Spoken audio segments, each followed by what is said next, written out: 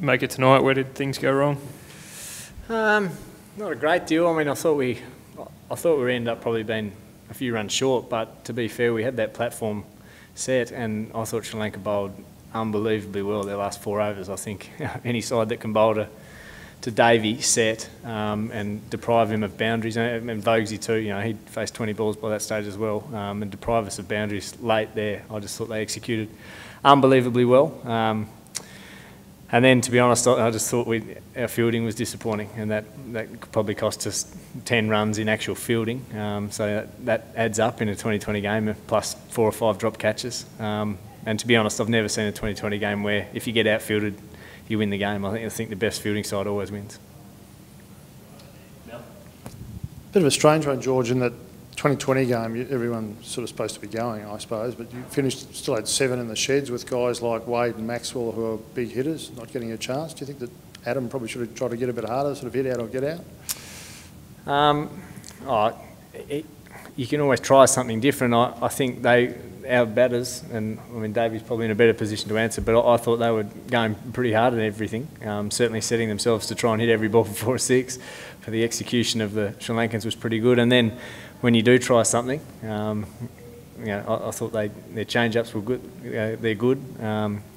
It just made it very difficult. And absolutely, I mean, I think all things being equal, you are pushing, you are taking those risks, but I honestly don't think they allowed us. I'm pretty interested to go back and have a look at it again, but certainly sitting on the sidelines, all you could do was sit there and applaud at the way they bowled, I thought. And Maxwell only bowled 3 overs when the spinners seemed to be sort of control the middle part of the game. What was the thinking there?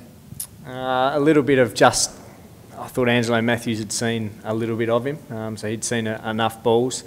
And then the way up was whether we were going to go with Cutting or Maxi to finish it off, hoping that we were going to sort of have a few on the board, and that was probably the reason for bringing Starkey back early too. I mean, just to try and get us those wickets to get us back in the game. And we created chances. I think we probably created 12 or 13 chances. So we took 5 of them, but we probably should have had a couple more. Yeah. Question for Dave and George. What did you think of the pitch having, I suppose, knowing going into it that it's been difficult to battle at times? What did you think of it as 2027? I found it, even. I just reckon if you executed your skills well enough and stopped the boundaries, the batsman from hitting boundaries, I think you have a great wicket. I think the hardest thing for myself and Adam said to me at 12 overs he's going to go, and they just bowled fantastic. Like they executed their skills, they were spot on with where they wanted to deliver the ball, and as I said, I thought 150 was par, and I think we're a bit far from that. So.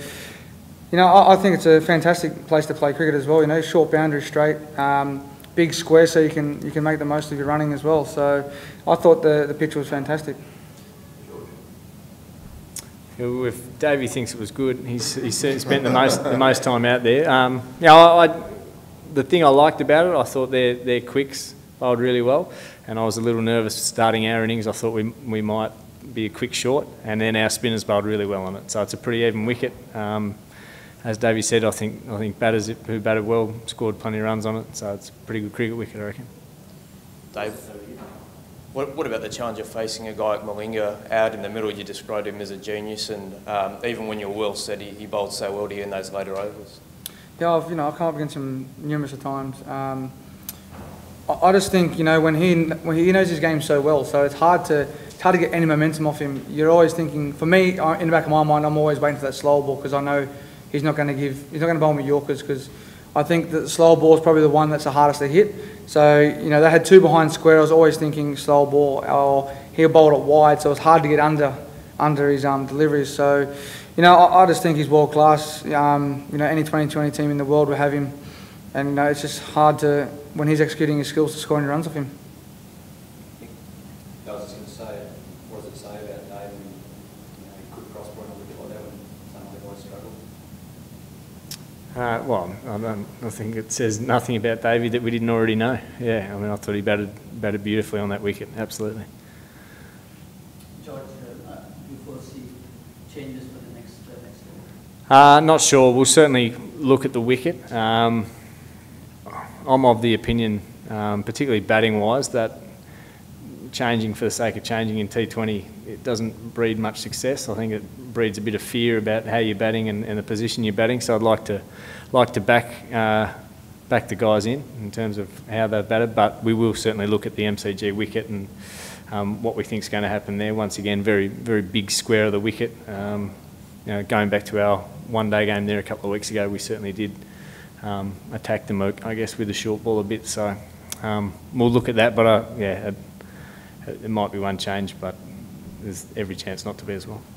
So, Dave, Aaron and Sean sort of had big opportunities today and missed out. Did you sense they were sort of a bit nervous out there when you were batting with them? Or? No, I didn't think so at all.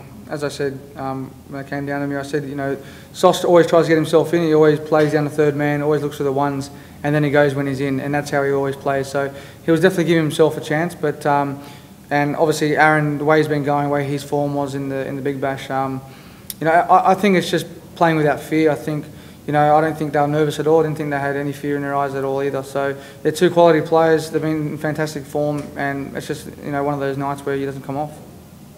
Dave, just regarding I suppose the percentage of runs you had out of the total was you know, pretty significant. Have you had too many innings like that in your career where you scored more than 2/3 of the total? Yeah, I think we played a Champions League game. I think I got 100 and we lost. It's not too often that, you know, you score most of the runs and you lose. It is hard. It's a team game at the end of the day, and, you know, full credit to the Sri Lankans, as I say. You know, if you know, if a set batter can't hit the guys that are bowling, it's going to be harder for the next guy to come in as well. So, you know, as we said, you know, credit to their bowlers. They bowled fantastic.